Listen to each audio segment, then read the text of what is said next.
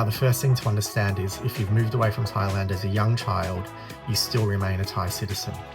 The issue that most people find, however, is while they know that they are a Thai citizen, they haven't got the documentary evidence to back it up. Now, I don't want to sugarcoat this. This is a sort of long and involved process. So for those who don't have those documents, don't despair. There are ways of getting to those documents. So what we want to have out of the end of this process are two real things: a house registration in Thailand and a new ID card. Now, if you've heard this video and you've read the article and are still sort of freaked out by the process, do not despair. I've helped a lot of people through this process, held their hands. If you need assistance, there's a link on the website. Click through, we can organise a consultation.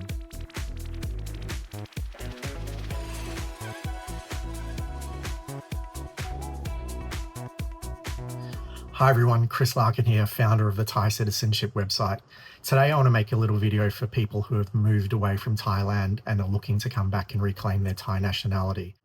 Now, the first thing to understand is if you've moved away from Thailand as a young child, you still remain a Thai citizen, even if you may have naturalized as a citizen of a foreign country. Under the Thai constitution, unless you've voluntarily renounced your Thai citizenship, which is a long and involved process in itself, you are still a Thai citizen. The issue that most people find, however, is while they know that they are a Thai citizen, they haven't got the documentary evidence to back it up. So the first place that most people go is they try and approach the Thai embassy in the country that they're currently living in. Now, if you've recently moved away from Thailand and you've got your Thai ID established, the embassy can help you renew your ID card, renew your Thai passport. But for people who have been away for a long time, particularly if you've been away since you were a child, the embassy cannot help you because they rely on the latest databases of up-to-date information. And if you haven't got up-to-date ID, the embassy just really can't help. This frustrates a lot of people, and unfortunately the reality is that you need to come back to Thailand first.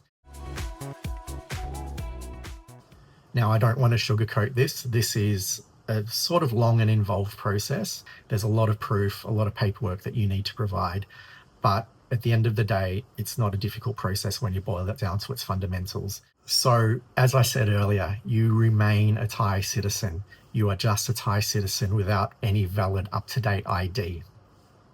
Now, the first port of call is your own documents, your own filings, your own archives, to see what documents you may have.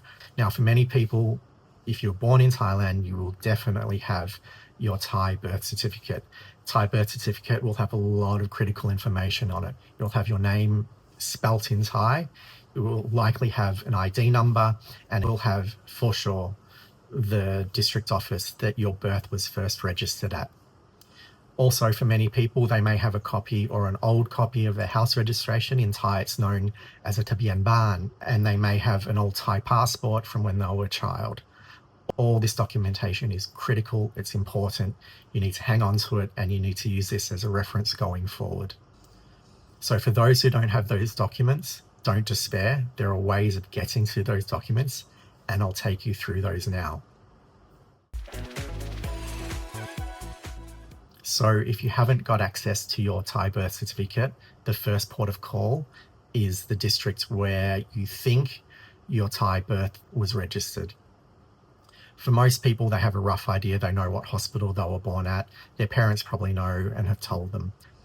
Take any Thai ID you have, or take a spelling of your Thai name. The district office will be able to search in their databases and bring up a scan of your old Thai birth certificate. And failing that, they'll be able to go through their physical archives quite easily and pull out a physical copy of your old Thai birth certificate. Now, going through the process, if you've got a Thai birth certificate or they've found the Thai birth certificate for you at the district office, the next thing to know is where you've been registered on the house registration or the tabian ban. Now, if you've only found your birth certificate for the first time via the district office, they'll likely be able to tell you where you're registered, where you've been registered. It'll either be an existing address, or your name would have been moved to a sort of what they call the central database, or the Tabian Ban Klang. None of this is to worry about. They've located you. On paper, you exist, and this is a crucial first step. The next step is where it becomes more involved. What needs to happen next is for the district officials to unlock your Thai ID number. Now, just as a bit of background, if you've been away from Thailand a long time, your Thai ID number is likely been inactive. After a long period of inactivity, usually it's 10 to 15 years, the district office or the systems will automatically lock the Thai ID number. This is mainly to protect you yourself, to protect you from identity theft, and to prevent other people using your ID in a fraudulent manner. Now, just to refocus, what we want to have out of the end of this process are two real things: a house registration in Thailand and a new ID card. At this point, you're on a house registration somewhere, whether it's a central house registration or you're still on your old address in Thailand. It doesn't matter, but your ID number is probably locked, and until you get that unlocked, you can't do very much. The process of getting your Thai ID number unlocked requires a couple of things. It requires you to bring as much information showing that you are the person on that birth certificate. Now, this can be your old Thai passport, your old house registration. It will require you to bring along up-to-date copies of your Thai parents' ID, as well as your foreign parent ID if indeed you were born to a foreign parent. It will require that you have your foreign passport translated into Thai with the exact same spelling as what's on your Thai birth certificate. And if you've been married and you've had a name change, any documents to corroborate why your name on your foreign ID is no longer the same as on your Thai birth certificate. So you'll need to get all of this translated properly. And when I mean translated properly, there is a whole process involved in that. So this is one point where you do need to consult the website of the embassy in the country that you're living in. Before you can translate anything into Thai and have it officially accepted in Thailand, there's normally a process in your home country where the native ID from that country needs to be notarized at a local level, then signed off by the Thai embassy in that country before it can be brought to Thailand for translation. So have it back on their website. It's normally under the heading of legalization. Go in there, see what they require, perform those steps on all your foreign ID first. We're talking about things here like your marriage certificate, any name change documents, and as well as your foreign passport if you indeed have one. So you've had these documents notarized in your home country, bring these documents to Thailand and get them translated. Any good translator will be able to help you with this, and they will be able to help you with the subsequent process of getting these documents then further notarized by the Thai Ministry of Foreign Affairs. The upside of getting them translated and notarized in Thailand is that once they are translated and notarized properly and officially and have a stamp from the Ministry of Foreign Affairs, any Thai government official can view and accept these documents as if they were issued by the Thai government themselves. The key point, though, and which trips many, many people up, unfortunately, is getting the spelling right. I can't stress this enough. Make sure that all the spellings, all the translations are exactly the same and consistent. And if you don't have it matched, and there is a reason why, make sure there is a paper trail that is fully translated as well to show why things have evolved over time. Otherwise, it's just a source of confusion and a potential reason why a district official will go, oh, I can't help you here. I need all these documents to align. Once you've got all the translations done, the next place to go is the last district office where you were registered. It doesn't matter where your parents may be registered now. It doesn't matter where your relatives live elsewhere in Thailand. You need to go to the district office where you were last registered.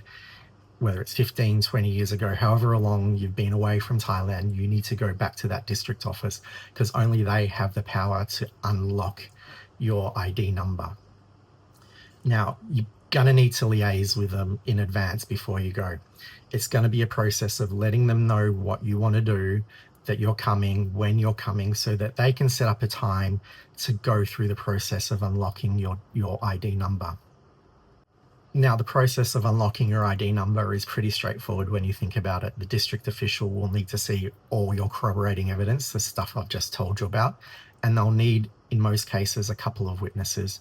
to vouch for your identity.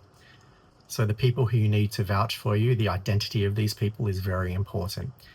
Generally speaking, the people who've known you the longest are going to be the most valuable people that you can bring along. In most cases, it's going to be your parents, but if not, very, very close relatives, whether it's an aunt or an uncle, someone who's really, really known you for most of your life. Now, the day you come in is going to take likely a couple of hours. The district official, they'll go through the paperwork, they'll make sure everything's aligned, they'll speak to the witnesses, and then they'll start taking formal interviews. None of this is anything to be scared of. The formal interviews are really about putting together a life story, understanding who you are, why you moved away, why your Thai documents are perhaps not up to date, what you've been doing in your life, and then why you're coming back to Thailand. The district officials will be sitting there typing away, they'll be taking the interview notes, and they'll bring them together.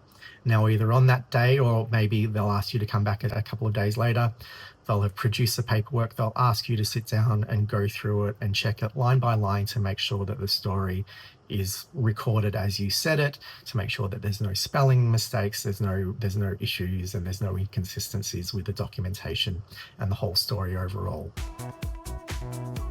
Now, once the interviews are done and the paperwork to everyone's mind is all good to go, the documentation will be sent most likely to the head of the district office. It may happen on the spot that the senior official is able to sign off on the documentation, but in most cases, it's going to be a process of waiting a couple of days, in many cases, a couple of weeks, just so that people have had time to consider this at a slightly higher level. And once it's signed off at the higher levels, it comes back. Your ID number has been unlocked. You can move anywhere now to a new house registration anywhere you need to go. If you're currently on house registration, that is an existing family member and you don't need to move, then you just stay there. If you do want to move to a new house address, the district official that you've been working with will give you a piece of paper to take to the new district office, and they'll put your name in that new house book quite easily. So you've gotten on the Tibian Ban. Your Thai ID number is unlocked. The next step is getting the Thai ID card. Unfortunately, and this is a massive frustration to people because they've been through so much to get to this stage, getting the ID card, and I wish I could say it was very straightforward. It can be, to be fair, but it is another step in itself. It's going to require you to bring all the same paperwork again. The translations which you've already got, the proof of your name changes, everything that you've bought up until this stage, you need to bring again to the ID card desk. And you'll need to bring the same 2 witnesses again. I wish this stage was a lot easier for people. It really should be, but unfortunately it's not. There are so many stories of fraud of district officials using other people's ID to produce ID cards for people who aren't Thai nationals. I guess mercifully, it just seems short at this stage because you've done the bulk of the work. They'll set aside an hour or two, and it really only will be an hour or two for them just to re-vet the documents. And if they're happy, the ID card will be issued. And at that point, you'll have a new ID card and you'll be a fully fledged Thai citizen all over again. Now, everything I've just said here is outlined on my website, thaicitizenship.com. I highly recommend you go have a read of that article. It basically just outlines everything that I've just talked about now, takes you through step by step, understanding the processes, the mindset of the district officials that you'll be dealing with.